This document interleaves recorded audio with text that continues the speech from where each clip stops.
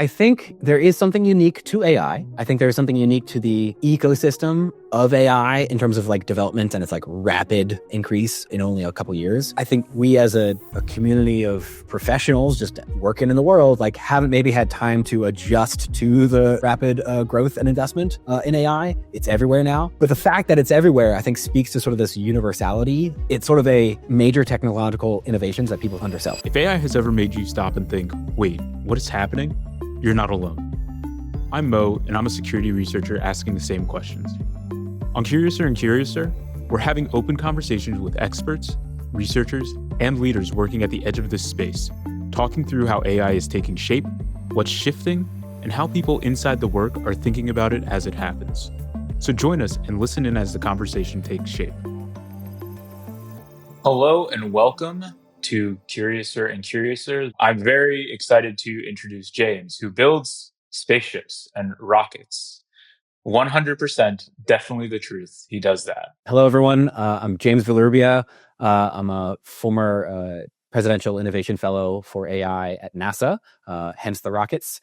Sadly, Mo is wrong. I did not build rockets. I built AI for the team that did planes and drones and all the things in the atmosphere that people more interact with, which I think is actually cooler because there's, more things you touch that we worked on that humans actually experience, because only a few people ever get to go to the moon or fly in spaceships. So I like the non-spaceship side of NASA, but I'm excited to be here. Excited to talk about all sorts of things. That's cool. I didn't even know there was a non-spaceship side, to be honest. Like, I just know that there's like freeze-dried ice cream. Yes. And that's pretty cool. So the group I worked with is sort of like a weird research group within the aerospace side of things. So like think about like what's the future of drones? What's the future of like unmanned aerial vehicles? And like will New York ever have like air taxis like that fly me from building to building? Those sorts of like weird, crazy ideas. Well, someone's got to be thinking about them, and someone's got to be thinking like, what's the policy regulation there? What's the safety concerns? How do we deal with the wind tunnels of New York, streets, et cetera? So lots of cool stuff. And then now you're actually like the CTO of, is it your own thing that you're doing now? It's a collection of private equity rolled up travel companies. So we do a lot of data analysis, trying to basically provide the sales and data services for all those small businesses around the world that, like, hey, I'm renting a kayak, or I'm renting, I'm doing a sunset cruise on my honeymoon. All those things that, Airbnb or Get Your Guide or, all those sorts of companies, they sell. They're not the ones actually providing that data service, collecting credit cards, et cetera, on behalf of those customers. They're usually buying that data from someone else. So we are sort of one of those big companies that helps the small businesses actually, play in the big ecosystem of the internet, and also help, people on their honeymoons or their travel, et cetera, have, cool local experiences. So basically, yeah, I was going to say something about Airbnb, but no, I think it's a lot better than Airbnb, or it sounds cooler. It's a partner to Airbnb, right? Because great, you're renting your house, they're there, but oh, I want to go, do it could be some guy who sells who's doing local tours, right? He has a tour business. Like, hey, I was in Lisbon, for example, with my wife a while back, and we found a small company. Didn't know it was right before I took this job. We were using one of the companies that was a customer of ours, and we were trying to book like a small local tour. It's like, hey, it's a guy. It's his like electric vehicle. He picks us up. He knows our names.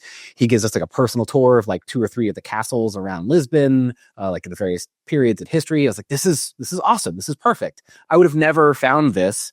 I would never booked it if it hadn't been so easy. Like, great, put in my credit card, book the time. Here's where he picks me up at my hotel. It was just all seamless to have like a really good experience. And I didn't have to know anything about Lisbon beforehand. It was just great. We'll take care of that for you. And that's the stuff. That's the experience that we want to provide to the end user, the tourist, et cetera. But also we want to make it easy for the businesses to like manage all that. So it's not, we are trying to get more AI involved. And I think that's why they brought me on, because obviously the travel world, everything's getting, consumed by AI. But you think about sort of like AI helping you plan your trips, try to find those really weird niche experiences that are really good fit for you or for your kids or your wife or your partner, whoever it may be. like that's like navigating and finding those things and setting them all up is a complex problem. And I think, AI is the future of that, and hopefully we'll bring this company there. It's been fun to see how AI has kind of made its way into the consumer space in this way, right? So like it started off as like, oh, well, where's the best place I can go? And it was just doing like basic searching. And then we got agents and it's like, okay, well, book this very specific trip for me, right? Where you go and now it like books the trip, but it might be one part of the trip, right? Now the next step is like more complex. You get a couple more steps in. How do you actually go and build like a travel experience? Oh, well, let's do all these couple of things. What do you like? Do you want to center it more around food, or do you want to go visit more things, or, depending on what you want, and then go find flights for it. And then, you know, it's so cool how like everything's evolved and how we've seen kind of AI go from chatbot to this planner, then go to actually executing on these things, and eventually travel, almost a travel agent, from like a full stack travel agent, from like, oh, you're going to all these places. Let me find all the hotels for you. This is actually in a chain that is connected to your like Amex card. So why don't we use, like it's crazy. Like the amount of I context. see you've got a Chase Blue Platinum card, and you get points if you stay here. And like we've negotiated, and the point value is this. So like this is actually a savings, even though the dollar value is like it can do all that for you way faster than you could have otherwise. The world is changing very fast in this regard. And I think part of the thing that got me excited, because my background even before NASA was social impact startups in education, healthcare, et cetera. And a prior stint in the Obama White House and around the Obama administration. So there's been this like public policy bend. So it's like, okay, this travel company, is this really exciting for me? But I also saw that like AI is coming for all these businesses, because you used to be, oh, hey, I can Google, I can go, I can search all these things and find a tour or something that might be of interest to me. We had to put in the work, but it was still there. AI has made that work a lot easier. It's like, oh, I just ask and it gives me a recommendation, but just one, maybe two. So like AI is sort of making a lot of choices on behalf of us. And I don't necessarily know if all those models are treating all of the sort of vendors, all the tour guys out there with the same, degree of balance. Like, hey, like, are they pushing everyone to the same vendors just because that's where the LLM sort of like is what got remembered by the LLM when in the training process?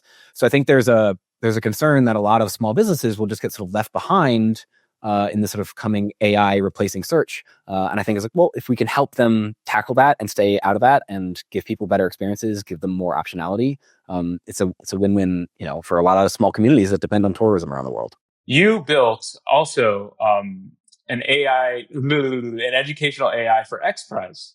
I'm wondering how you feel about like AI in terms of reducing or how people are using AI. So you equivocated it to it like search, right?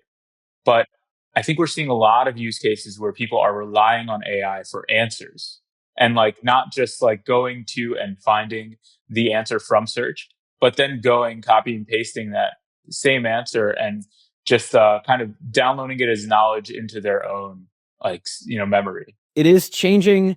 I mean, I think there's some great psych papers out there right now. Like the use of AI is actually changing how brains are forming, how like neural pathways are forming, how we retain information. And I don't know if we've quite figured out, like we can see early on, we can see what's being diminished. I don't know if we quite know what is being grown. Like what are the new neural pathways, the types of analytical thinking that will have to grow and respond in this sort of world of AI. But I think it's something we should be conscious of for sure. We are relying on AI so much. And like you said, there was actually this really good podcast I was listening to a while ago, like the cognitive something. It was cool. But in one of the episodes, there was this educator or this researcher who was talking about how there was a study and they gave people AI and they limited another group to like not using AI, and they wanted to find out like who was learning better or whatnot. And it just showed that like people who were using AI in a way to like just get answers were actually performing worse than people who were like using AI in a sense to more give them leading principles to find their own answers, right? So it's more like using AI as a guide versus using AI as the the source of truth. There's a skill that develops in like I think all career paths, where eventually sort of you can sort of smell bull, or it's like you've been around like I don't know the answer, but that feels wrong. And you put it sort of the 10,000 hours mindset, was it Malcolm Gladwell? Like whatever the framing is, the idea that like eventually you are exposed to enough things that like your brain actually does start to pick up on a lot of like subtle notions, subtleties that you maybe can't put to words, but you're like, something's about this is off. And I want to like, click in there a little bit more, ask a few more questions. That is something that really comes with time, but that really is the skill that is best applied to AI, because AI is wrong a lot of times, mostly because it doesn't know what you really want. It doesn't have the full context of the situation, and trying to give it all of that information is tedious and time consuming. So you sort of like summarize what you need, ask it, and it's like, well, I think based off of this, here's regress to the mean, here's sort of like the optimal point. But it can't know everything. And if you can't push back, and that's where I think that sort of the 21st century skills in a lot of the educational circles where they're focused, like we need to build AI to help kids have 21st century skills, which is mostly critical thinking about how to use AI, how to push back on AI, how to have interrogatory, inquisitive question and answer sessions with AI. Say, oh, it gave me this answer. Where do you think it might be wrong? Okay, well, ask it. Okay, well, like, how do you know that the second answer was correct? There was a study that came out. I don't know if it was a great study, but it was a study that came out a few weeks ago where it said, I think, was it 50 to 60% of AIs will change their answer with just one pushback. So like, hey, please, like we recommend A. You're like, I don't know about A. It's like, oh, okay, you're right. We recommend B. And they're just like, without hesitation, because they over align on like trying to make people feel good on like their answers. Like, oh yeah, you like my answer, as opposed to the answer was correct.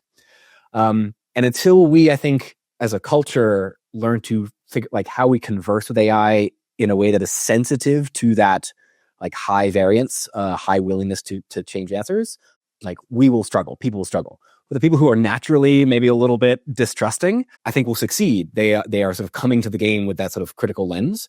And also, I think people later in their careers who develop that critical lens can also do it. And I think that's why you're seeing a lot of more sort of the entry level white collar jobs are struggling, because it's hard to hire people without that sort of growth yet.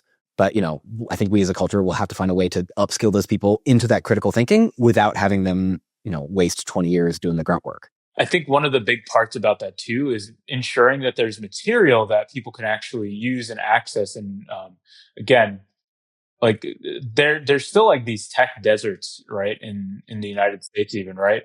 Where people just don't have access to the technology, or they don't even have access to learn about the technology. And they kind of get it through this trickle down effect where they hear rumors about it, or they see like the second or third costs of the technology. So I am bringing this back to actually your project, which I want you to also describe a little bit more. But it's been described as like the Wikipedia, like a new version of Wikipedia. At least that's how I like kind of looked at it. Again, and I could be wrong about this, but it seems like it was just a self-improving textbook. Yeah. So this was a project called Mount Cleverest, because puns were really, really cool at the time, and we just loved that. But it was, I think, decidedly ahead of its time, because we were hacking together without the $1 billion budget. We were hacking together NLP and AI models, trying to build what could, like you could knock out overnight right now with the current models. But the idea was that schools, like there's so many, there's tech, as you said, tech deserts, right? There's a lot of schools whose procurement process to get technology into the classroom is very slow. The tech that they're buying is bad, or it's disproven. It's like not, it doesn't have like a lot of statistical validity. Most software used in schools does not have any strong efficacy analysis. Basically, like you can't prove that the students were smarter and better and retained more at the end of using your tool. Like almost none of them have that. It is very hard to do from a like science statistics perspective. The data is really hard to collect because you got student, privacy rights and all these things. And the companies that can sort of both afford to operate at like educational tech margins and hire the data team to do that, there's a few and far between. And like this, like Duolingo is able to get you up to a certain level, and like they, have I think, struggled to get to that next level of fluency. And a lot of companies says, hey, look, even this huge company still is having trouble. So I think our goal with Mount Cleverest was say, okay, well, how do I get something in the hands? There is all this information out there. It's Wikipedia. There's all these textbooks, like something more engaging than like the crappy textbook from the 1980s that, like, so this is our current president, Reagan, that's being, hand me down in these sort of, rural school districts. How do we get something in them that is better, but not assume that our choice of what better is always going to be right? So the idea was, well, we're going to scrape internet content that the teacher selects. We'll build questions, and we're basically going to assume that any content we create or pull and any questions we pose or generate are just bad.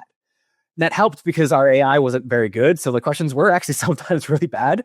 But the idea was that it would, as students took it, and that maybe not every question they got exposed to was like a really good question. Sometimes it was just like a bad question. It was poorly formed, hard to understand. But over time, we would be able to pull out like, oh, which questions actually led to long-term retention? And over time, you would start to see this slow growth of like, okay, well, what do those questions look like? How do we repeat those questions? Okay, so every time a student took a test, it improved the quiz for the next student, and then the next student, and the next student. And that it wasn't limited to one classroom. It's like anyone who ever, our classic example is like War of 1812. Anyone who ever took a quiz on the War of 1812 would benefit from every teacher and every student who'd ever been asked any question at that like grade level about the War of 1812. And like being able to sort of have this like this slow building roll up of true efficacy backed, statistically backed education and gains was the dream. The problem was that the AI, like our AI, was just like we couldn't afford to get like to the top tier models. And then COVID hit, and like we had shut it down. God bless. I was working for two startups at the time. One in remote work analytics of how to make remote work profitable, and then the other was in online education for like asynchronous online education at home. Both of them shut down in November 2019 because the investors are like, we don't think these things will ever take off. And it was that one, those sting. So yeah, so the remote work one, obviously, I think the stuff that we wrote, the stuff we published became like the default policies for, I think, like Deloitte and Facebook and all these big companies, like just took it wholesale. It's like, this is our policy now. And they had some success. And the education, investors calling me up 6 months later, like, hey, is that thing still alive? We use it. It's perfect. This is your moment. It's like, well, we shut it down. Like it's gone. Well, do you think that is the future of education and AI? Is that thinking that, like, this comes back to this conversation what you were talking about with AI and its growth, like if you start with the assumption that what the AI is producing is distrusted, and it's like, it's not great, but if we can sort of collectively start to, as a culture, as an organization, as a community, start to say, hey, but like this was good. This is what good looks like. Hey, everyone, let's learn what good looks like. Let's all share this learning. Suddenly we can sort of move forward. And that applies to like all uses of AI, including this, one in education. This is just very sort of specific example. But as I think tied to this, like the next step that we need for all of these industries that are trying to tap into AI is saying, great, yeah, it's not great now. It will eventually get there. And the fastest way we can sort of get over that hump is to share our learnings and to sort of cooperate. It doesn't need to be sort of like, eat or be, kill or be killed out there.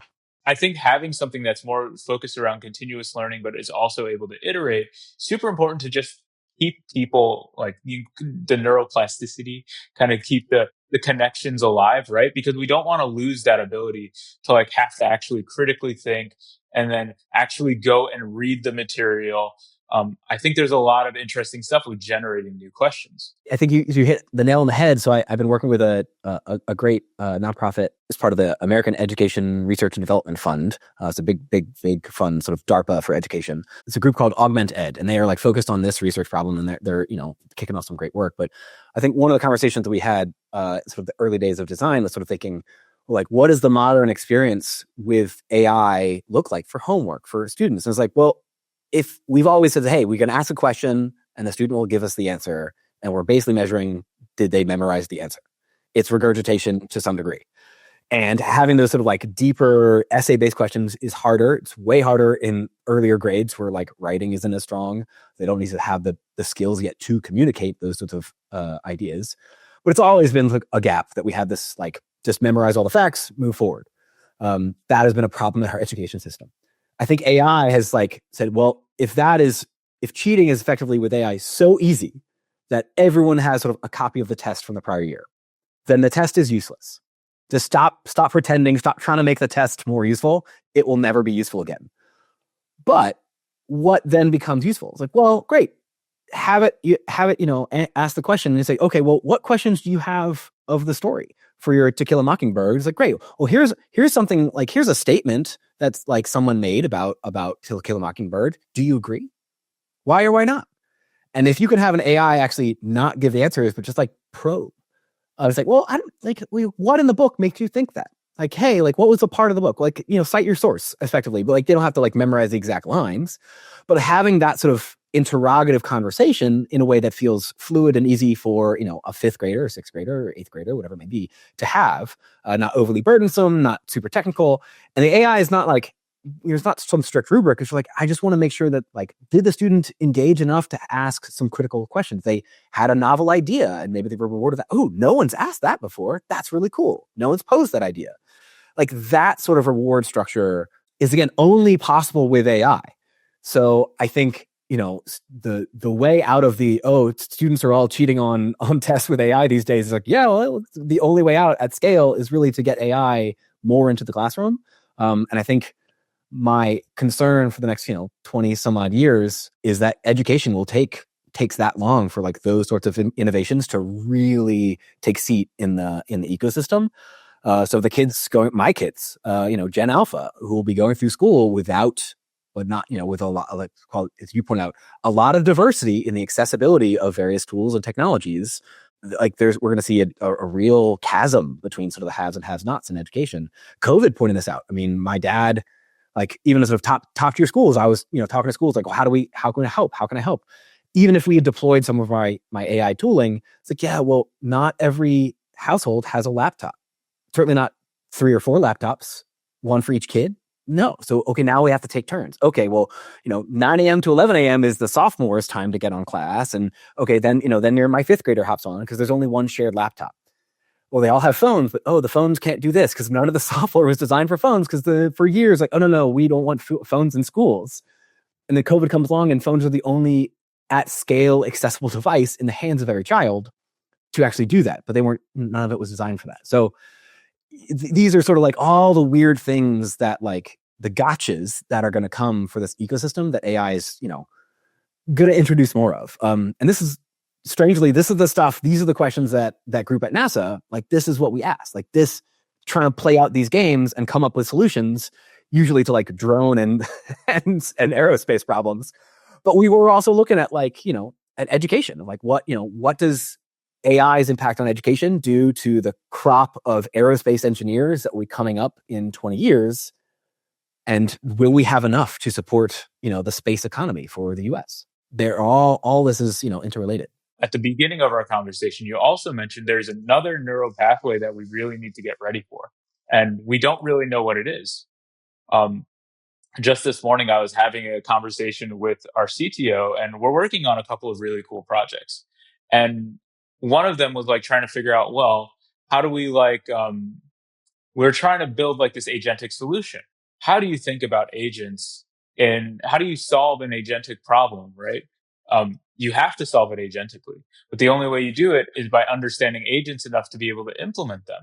So how do you learn about agents if you're not iterating and playing with agents? And I think this is like where we get to this new skill set that people need to have. And we've seen it pop up on job boards where it's now like AI coordinators and just AI engineers, which are basically prompt engineers, right? With extra steps. And we're seeing AI implementation engineers, which are engineers that know how to plug AI into workplace processes. So, you've advised people to play with AI enough until you see it fail, right?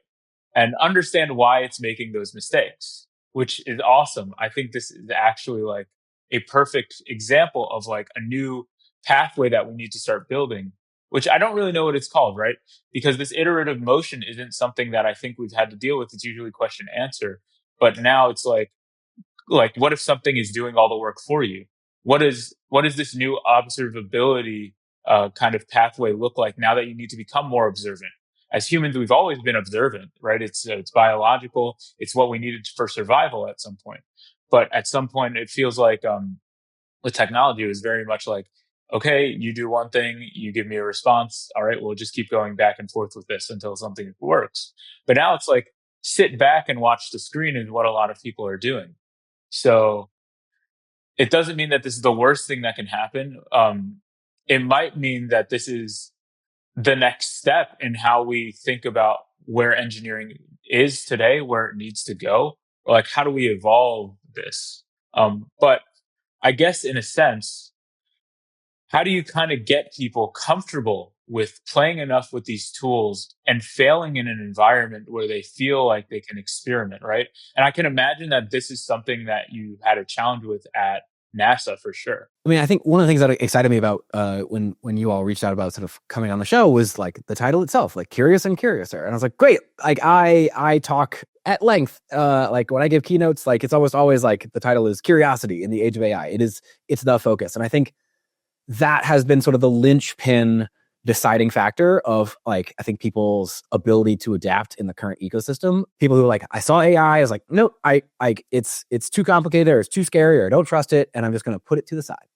And then people are like, oh, I don't trust it. And I don't know why. Let me figure out why I don't trust it. Or, oh, that worked really cool. How did it work? That saved me 10 minutes, but I want to, before I built my whole life or process around this, like I want to understand the limits of it. And that sort of willingness to ask that sort of second order question, not the, oh, did it do what I asked, but like why or how far can I push it? The second order level, which to me is just sort of core level curiosity, not the thing in front of you, but what comes next. That is going to be I think the deciding skill. And it really is, I think the way that we sort of get to a better future is trying to figure out from like a leadership perspective and orgs out there trying to do this, like, well, how do I foster curiosity in my team? And that's a hard question because like, hey, we've for so long focused on, I want, work ethic. And now it's like, well, if I have a AI coding all day, every day, and it's just stopping to ask me questions, the volume of code that it's producing might be almost the exact same as everybody else. Fine. What distinguishes me from everyone else? A good developer from a bad developer. And like all the tools that for the last 20 years, the ecosystem has been building like to track, software development as an ecosystem, or, like, hey, like how many changes did you make to the code? And like, how many features did you deliver? Very straightforward metrics when like that was all that we could think about. Now that doesn't really matter. And I think there's so many other places in ecosystems and industries where like it's going to be hit. I think software is getting hit real hard right now with this problem. But it does go back to sort of your point of like the skill that I see where people are thriving. And this was at NASA. This is at my current company. It's sort of that growth mindset. It's the thing that is that 21st century critical thinking, but with sort of an eye towards what's next. Don't just ask, don't criticize what's in front of you.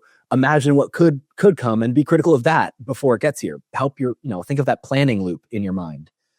And if we could start to sort of frame a lot of both our sort of internal education, our strategies, our human capital investments around like creating space for people to feel like, psychological safety, feel safe enough to be wrong and to try new things, then the ultimate result of that will be way better. Because if people fail, then they will spend so much time haranguing and try to iterate to just be perfect before they show you anything. I would much rather people fail and then show everyone, oh, here's what failed. Now you could all avoid that mistake and we can all move forward together. Because again, sharing those ideas across ecosystem, across teams. And I think that was in NASA, the success that we hit when we started really cooking and getting to like the really heavy innovation, started using AI to really to push boundaries. It wasn't that we were just using AI. Yes, we got people over the hump of, yes, AI is cool, let's try it. But it's when they started getting AI to encourage them to bring in other people. So, hey, so we hired and we said, we're not going to hire a wing guy. We're not going to hire a fuel guy. We're going to hire someone who's curious. And yeah, they have a PhD in fuel, or, like these are little rocket scientists. We bring them in and say, you're not allowed to talk about what your PhD is in. You have to talk about literally anything else. And that forced them to suddenly, I gotta go elsewhere. I gotta be comfortable being ignorant again, because I have a PhD and I work at NASA in fuel, and I can't talk about that. Something that have to be like a pseudo expert in something else, but have to ask good questions of the experts. They're, interviewers. They're now, they're, question askers. They're seekers. They're not havers, right? They're not bringing just what they know. And that plus AI, like, oh man, that was a powerful combo. And I think like those are going to be the jobs and the roles, the new jobs that emerge, are the people who like can do that really well, who just like come into a company and ask the really hard questions and question everything, and are good at iterating quickly and finding root cause to, like whatever it may be, to get you to your product or whatever it is, to that next step. To flip that on its head, right? You at NASA for sure, and me at other orgs too. We work with some brilliant engineers. Obviously, I haven't worked with rocket scientists, but some really smart people. I think that there's this like, I don't know if you've ever faced this. I'm sure you have, but there are some people who kind of look at AI and they're still very resistant. I'm not saying this as a way to like paint these people in a bad light. Rather, it's like these minimal use people that are super brilliant. They see everything that's happening and they look at Gen AI and they say, no, thanks, I'm good. I can do this myself. Rather than immediately demonizing people saying, oh my gosh, they're going to be left behind, I'm wondering if there was something inherent about AI that makes folks maybe hesitant to adopt. And maybe they're right. Are they right about something? Or do you think that maybe they were right about something that we weren't seeing at the time? And maybe a couple months later, we kind of think, maybe they were right about the speed of adoption. I think there is something unique to AI. I think there's something unique to the sort of ecosystem of AI in terms of like development and its like rapid increase in only a couple years. So I think, maybe like we as a community of professionals just, working in the world, like haven't maybe had time to adjust to the rapid growth and investment in AI. It's everywhere now. But the fact that it's everywhere, I think, speaks to sort of this universality. It's sort of try to think of like major technological innovations that people sort of undersell. Like, oh, great, the printing press, big thing. Yes, it increased the accessibility of books, but for a while, that didn't do much because no one could read. But it increased literacy, and literacy then became this like powerful force across the world, exchanging ideas, the Enlightenment, all like that spun out of literacy. If books had not been accessible, if reading had not become sort of a thing that you could teach, then, the press wouldn't have had a big issue. I think of like, metallurgy, nails, screws, the invention of a screw. It sounds so simple, but like how much modern construction and buildings like depend on like that ability to just like put two pieces of wood together in a way that like the shear strength is different. Like the way it connects is different than a nail. It's not going to come out like a nail. Nails were huge. I love the phrase like dead as a doornail. That comes from this idea that, sorry, we're going to random curiosity story. Hey, I hope you're ready for this. So the nails that would use in a door in the medieval times were nails that you would bang in and then bang like the other side would have the tip pop out, and then you'd bend the tip down so that someone couldn't like pry open the door, because it was usually the weakest part of like a castle or some like stone built thing. So doornails were like bent at the end, so they were usually not reusable because they had been bent so much that they're like, okay, it's dead as a doornail is effectively like it's the last time you can use a nail. Well, that's like, well, why would you reuse a nail? Because they were so expensive. So like nails were this thing of you'd burn down the house and then go get the nails before you went to like move to another town, because I got to get the nails. Sifting through the ashes of your former house to get the nails, because that was the thing that was worth keeping. So like these technological things that were like subtle and small, and we don't think about them much today, but like they were the undercurrents of massive change. AI is one of those technologies, right? The internet, was one of these technologies. And I don't think that people, like the people that are resistant to it are wrong. I think they might have like, in terms of like the fear about what's going to happen to jobs, to the economy, et cetera, like those are well-founded fears. But I think that I would much rather have these, brilliant people. I'd much rather have them at the table helping us come up with ideas of like, well, it's coming. Like, there's no stopping it. We might be able to slow it a little bit, but not by much. How do we make this work with us? How do we make it not an antagonistic thing, but like a partnership? Like, and again, this was sort of the approach that we took in NASA. Like, well, like I don't need it to be a fuel expert. I got a fuel expert, but how do we help it? How do we use it to help us come up with cool new things that humans would never have come up with? New ideas, crazy ideas. How do we test it? How do we move faster at the stuff that we already wanted to do? And I think like that shift, again, not demonizing, like that shift has to start with the curiosity. They have to want to. On sort of like the AI ecosystem, part of the problem is that we had this AI winter for a long time, and then suddenly, OpenAI releases ChatGPT, and suddenly it's like, oh man, we crossed over a user experience threshold, and suddenly the money's there. now everyone wants it. But there was sort of an AI winter. You had a lot of people interested. AI is also a piece of convergence of issues. AI is a technology that lends itself, with the hallucinations, particularly the early models, to a lot of distrust. Distrust because it'll take my job, distrust because it's wrong, and I have to double check all its work. So it comes to the market, there's a lot of distrust, there's a lot of fear. So you take that fear and you take this AI winter and you say, oh, well, let's say I want to use AI. I am curious. I want to engage. Who do I ask to talk about it? Who can come explain it? Well, the only people in the ecosystem that had high levels of trust, that weren't like, selling you a bridge, like I'm an AI influencer or whatever it is, were the PhDs, right? The deep experts who've just been living in it in their basements at some company for a long time, just like pushing on the research. Those tend not to be the people who are the best at explaining, what will impact the world, right? Because they have the blinders on, right? It's like asking the guy who designs the hammers for the, like at Husky or some tool company to come in and talk to you at like an architecture conference. That dude probably knows nothing about architecture. But yes, the builders who build that home or what, they'll probably use a hammer. Sure, he could talk to you about hammer design. But there's such a chasm between like the expertise of designing a well-balanced hammer and the metallurgy and then architecture. But they all, you sort of see that like chain of like AI, the guy who knows how to build a really robust LLM is not the guy who can tell you what is going to be the impact to like education or the economy once that LLM is deployed at scale in a business environment. And that gap of like, well, who are the few people in the middle who have done that work? It was like, I count myself like, one hand of people I knew before this current boom of people who sort of trying to do that alongside me, who are asking those like bridging the technology to a real product. But, oh yeah, let's try the AI. It's not perfect yet, but it's worth trying. There just wasn't a lot of it. But those, I think that skill of bridging that gap is the piece that is going to make the difference. But AI has been lacking in that group for a while, and it'll take us 4 or 5 more years before we have, I think, a robust enough set of those experiences across all these industries where we're like, oh yeah, we know someone who's done this, broken it, fixed it. They know how to deploy and roll out AI safely, effectively, et cetera, and can sort of bridge that gap.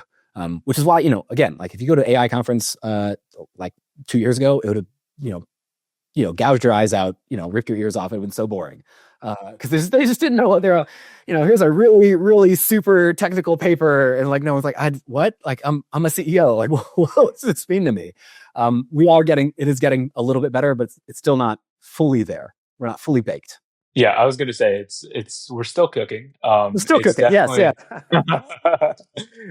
It's definitely getting, I think, more accessible. Like research, even like I've been in research for a while, and I say that loosely because I do not have a PhD, but my first job in the Bay Area was at a research company, or at least the research arm of a company, and I was surrounded by PhDs. Just I was the only one with BS in my title. Even my last job, it was being part of a research group, right? So it was just like, okay, well, like, research is accessible nowadays, and everybody can have an opinion, and I think even more so, everybody now has the tools to have an opinion that is validated, backed, and it really reads. It's more approachable. So I think this is a really fun time to be in research. The really good research will always come up above like the AI generated research, which is great. And I'm very happy about that. But like now we're just getting more people who feel confident in being able to like talk about the things that they're working on or share about the things that they're doing. And you mentioned this really interesting part where you're like, oh man, there's like these genius people that just do not know how to communicate ideas. And our last podcast guest, we actually spoke about this as well. So there's something that you mentioned. I'd love for you to explain it really quick. So you mentioned something about institutional language versus human language, right? And the different modes that like we kind of need to translate between. And I'm wondering like how these two different types of languages help in just like the communication philosophy overall, and like what this kind of means. Well, I would say institutional language is just like a subset of human language. It's like it's learned. You can think it's like onboarding at a company. Like you get the lingo. Like if anyone has ever interacted with anything in the sort of the defense or security space, the amount of acronyms that you have to learn is insane. It's absurd, and people like they just assume that you know. So there is that sort of lingo in every large org about how they talk about their teams, their projects, the code names of that, research thing, whatever it is. There's a lot of that. And I think people get caught up in that and they default to that shorthand. And I think there's also then sort of an expectation that within large orgs, you say like, oh, like I trust that person to be the expert. So that if they say that, great, I'll just yes and. So there's not necessarily a lot of healthy pushback, and pushback in orgs also tend to be viewed as like hostile. It's like, oh, how dare you question me? This is my job. It's like, okay, great. And I think that's where finding common ground that isn't that institutional language, that isn't that transactional, here's what I got to do, here's what you do, here's what we do, here's our policy. If you want people to start sort of being curious, stepping back, taking a step back and saying, hey, like our AI policies, our whatever approach to this is like, could we redo this? We rethink this. It's best to start with neutral territory. And this is why I have found myself like collecting stories, like weird stories from history and things, mostly because they are neutral territory. If I'm in a meeting and I start telling a story or like telling some, telling some story about, hammers and nails indoors, or something, absurd and strangely disconnected, at the end, I will try to connect it. But it's not like either side of that conversation knows more about that random weird story. It's about some metaphor to collect, hey, we're now sort of all on the same page to the point that is trying to be made. Now let's have a conversation. And that sort of bridging with sort of the neutral territory is, I think, the most effective. And you can see this come out, in PhDs, research communities we talk about, but any technical field, deep experts tend to use metaphors in trying to convert something that is also from their expertise. So someone trying to explain like how the internet works to a gardener, be like, oh, well, like the HTTP stack, all right, it's a lot like, and then they'll reference something in like hardware. It's like, oh, it's like the computer bus. And I was like, what's that? Like their reference for sort of what is common in their industry is just so far removed from what that gardener or whatever it might be. So the best communicators are the ones who have not only lots of stories, but stories that are, again, neutral to the parties involved. And I think that has been the most interesting way to bring like CEOs or CTOs that are like AI resistant and AI experts to the same conversation. Because again, I'm typically, when I'm giving these talks or sharing these stories, I'm not there to like tell the AI person, here's what you invest in, here's what you build. No, they will always know that. And I'm not there to tell the CEO, here's how to spend your money. What I am usually there is like, here's a risk that neither side is fully appreciating, and you guys need to start talking about. Because you have like the finance side has a part to play in mitigating this risk. The technical side has a part to play, but you both got to be talking about the same risk. So I'm sharing stories from history of when people, blew up the wrong thing or bought the wrong technology and it killed hundreds of people. Like terrible stories. Like now, hey, you see how it's important to do X? Let's take that lens and apply it to AI. Let's, like that metaphor, that allegory. What are the similar risks in the AI ecosystem? Okay, now we get it. Okay, now talk. And I think that has been, to me, the most successful way is to bring those sort of really sort of out of left field stories, because then no one feels particularly empowered to say like, well, you're wrong. That story is historically inaccurate. It's like, it doesn't matter. That's not really the point.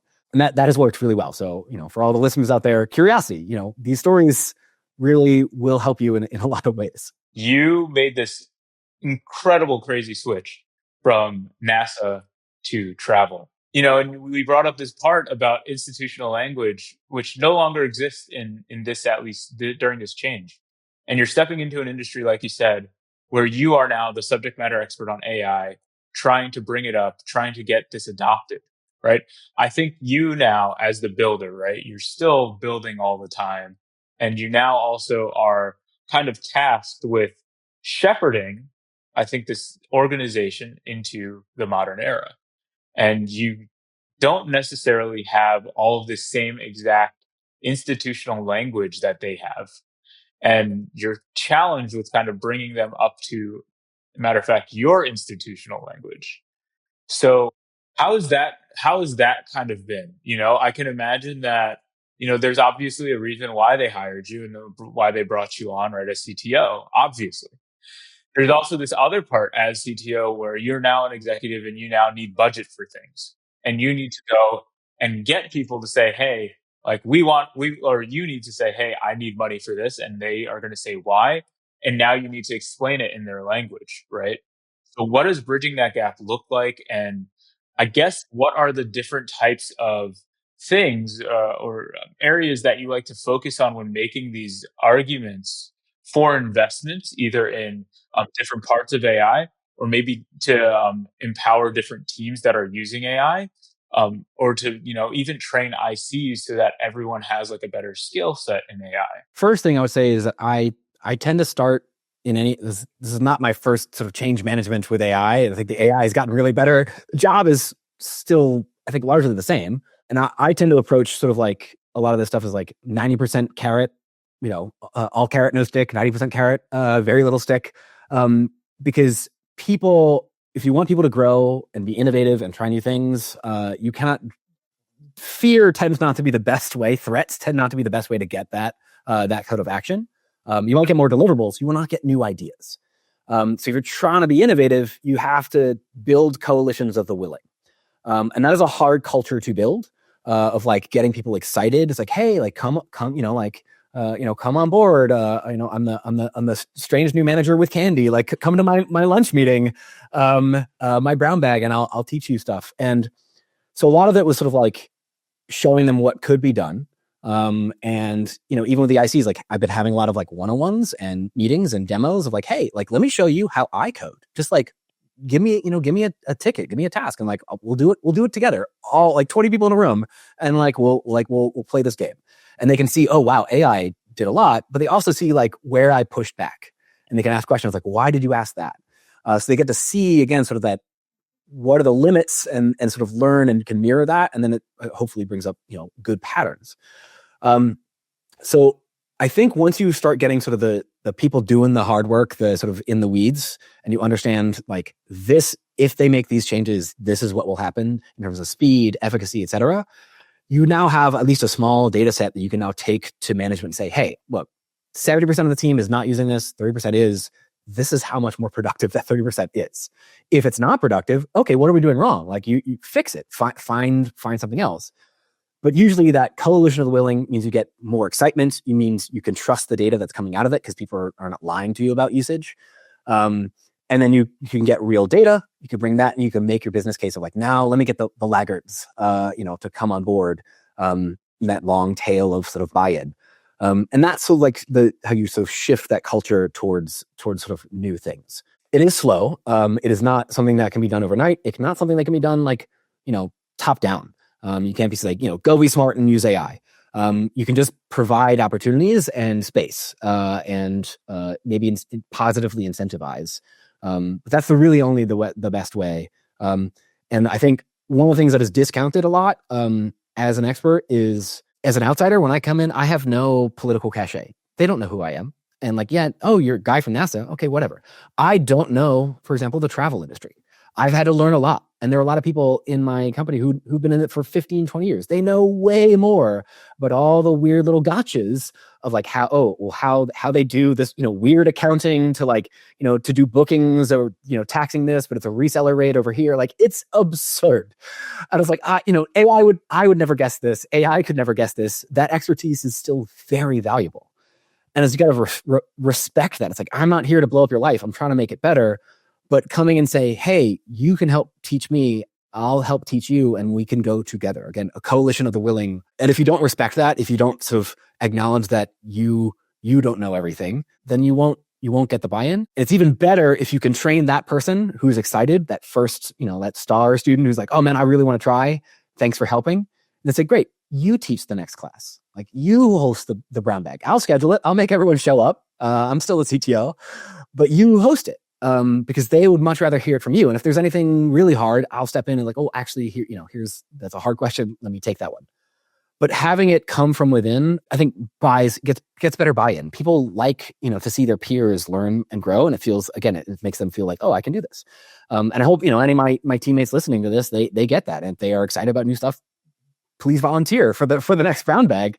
Because radical candor, like I want people to feel like they can grow and they are growing. That is the only way I think we all will survive this coming storm, because we're moving too fast. The system is moving, the ecosystem, the tech is moving too fast to not be constantly growing and learning. It's the only skill that will matter at this pace. You're now building AI systems at a massive scale, right?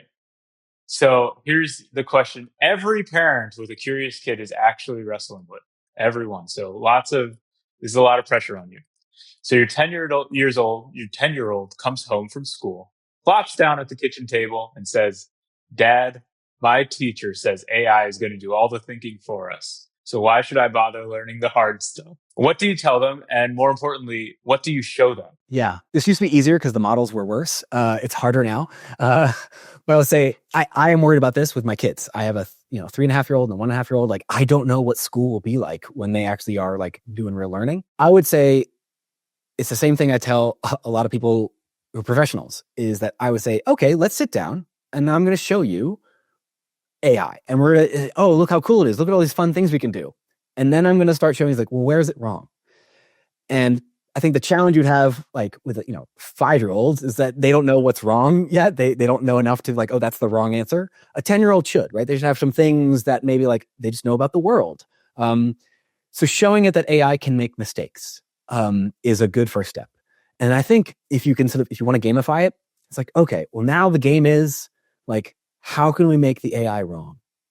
Like what questions can we ask of the AI to trip it up, to make it wrong, to make it come back wrong? And that sounds insidious, but it's not, because what you are really trying to do is to get, again, the framing of the AI isn't always right. And your job is to come with curiosity, to come frame the questions, come with like, you have to go find enough information to ask a hard question. And that means reading To Kill a Mockingbird or whatever it is, because you got to come in with a question that maybe what about this? What about this weird reference that, Jim says this and Scout says that? That is, I think, the way that I would approach it with a 10-year-old and with a kid. I would probably send a note to the teacher like, hey, could I give you some better resources about how to think about AI in your classroom? Because if they're saying, it's like, that'd be like a math teacher saying, we don't need to learn math because we'll all have calculators in our pockets one day, which we do. But math is still valuable. And when you get to higher level math, no one is using a calculator, because higher level math is constructs. It's all letters and Greek alphabet, and it's crazy. But you still need to know the core level stuff. That level of pursuit will still exist in the future. And like the calculator is a tool, but it has limits. AI is a tool, it has limits.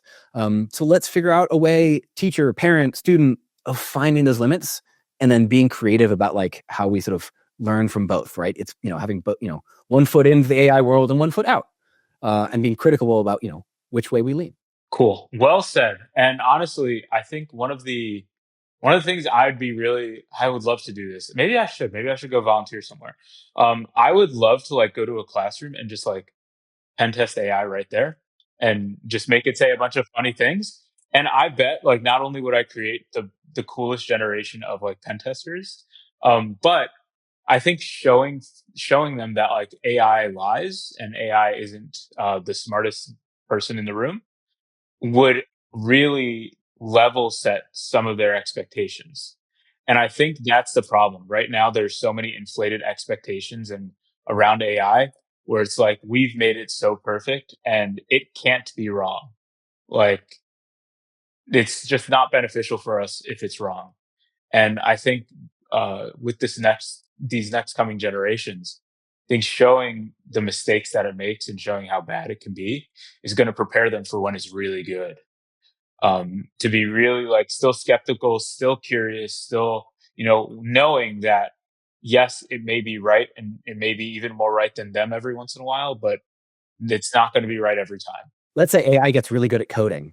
Okay, so we need fewer software developers, but we might need more product managers because AI is still pretty bad at like sitting down with a customer and like really like chatting with them, sitting over their shoulder, asking like, trying to understand what their needs are, like putting that in context of the product market fit and the business, and scalability and cost and margin. Yeah, it can help you with that, but it's actually still pretty bad because it can't leave the computer and go be curious. It can't ask those questions. You can't force a customer to go sit in front of your AI and while it peppers it with questions. So like even in software, we're seeing this massive uptick. Yes, it's maybe sort of like collapsing AI, so software jobs, but I would say it's actually creating more software jobs that like dabble in product. And it's enabling more product managers to dabble and prototype things with AI before they like try to build it at scale. And it's making more engineers aware of like, well, oh man, I have to do this a million times a day. Oh, like how do I think about scale? Because my startup is growing way fast. Like there are new jobs that are emerging that are adjacent or wholly new in these fields. So yes, AI is, I think, like changing the way we think about it. But if you're not being curious enough to see how it could be transformed, how there's new opportunities opening up, then again, you're not being curious enough. You're not asking enough questions. And I encourage anyone who's sort of super dire about AI to think about try to think of like all the new jobs that could be created when we sort of level up one step. Yeah, we'll need fewer software developers, but that means we have maybe more companies. The same amount of software developers trying new things, building new things. The ecosystem becomes more frothy and more interesting. So you said your favorite example of interdisciplinary innovation is bread and cancer. A Japanese engineer who built bakery scan to identify pastries, and somehow that led to better cancer detection across Japan. So I feel like you know more about this than me, but like the burning question on my mind is like, who was in the room when someone was like, what would really help oncology? Croissant recognition software. I'll be quick. Engineer pre the sort of deep learning era in the US, like he's over in Japan where pastries are like really big thing. A grocery store chain is like, hey, we have real trouble like scanning like our 300 different types of pastries. Can you build like an image scanner at checkout that just like tells us how many bread rolls, which type of bread roll, honey glazed, pecan, whatever, like hundreds of options. And this is again like pre our current AI capabilities. He's like, sure. He spends like 6-7 years building it, almost bankrupts his company because he can't get the contract delivered. He finally cracks it. But like in Japan, it's such a big deal how fast this was and how like quickly they were able to like scan these. Like it blows up. Like local news is covering it. And they're like, oh man, bakery scan. This is the coolest, hottest new thing at this grocery chain. News is covering it. It's like getting talked about. And it was covered so much that a doctor saw it on the local news. And the doctor was like, so you had one person being curious, like, hey, yeah, I think I can tackle this with AI. Let me invent a whole new field of image processing. And the doctor was like, hey, bread rolls sort of look like cancer cells under a microscope. Maybe we could work together. So he just calls him up out of the blue. He's just curious. He reaches out to the engineer. He knows his name. It's on the local news. It's like, hey, do you want to get together and figure out how to maybe this bread roll thing can be used to detect cancer? Lo and behold, he was right. It does. And it works wonders in the era of oncology for several years before, advanced AI in like deep learning caught up. But like they were doing it the hard way, right? It was custom tuned for this particular problem, but it saved countless lives because one guy on a couch was curious about a local news segment about bread rolls. So if you aren't thinking like that, then you are missing all of the opportunities that are going to come up in this sort of AI era because there's so many more now. It's at everyone's fingertips, not just one engineer and one doctor. Everyone can be sort of tapping into new places, trying new things with it. So yeah, it's my favorite story because it's so absurd, but again, save lives. James, thank you so much. It's been a pleasure. Honestly, would listen to you tell stories all day. You're a great storyteller, and it likely makes being at your org a fantastic time. Thank you so much for having me. It's been a really great conversation. Love talking about this stuff. Always. And then to wrap up, where can people find you? Where are you going to be at next? Are you working on anything that you want to talk about? If you are interested in our travel software, it's a collection of companies, Regiondo, Resdi, and Checkfront, and a new company called Manifest, are all in our sort of network, and we're all sort of pushing the boundaries and growing. So those are great to check them out if you are traveling. And then best way to follow me is on Twitter, James_MTC. That's where I wax philosophical about AI and politics and how hopefully it'll change the world for the better. Catch me there. Cool. Well, James, thank you again. If this episode helped cut through the noise, like or subscribe so you don't miss what's next. Thanks for spending time with us. Until next time, stay curious.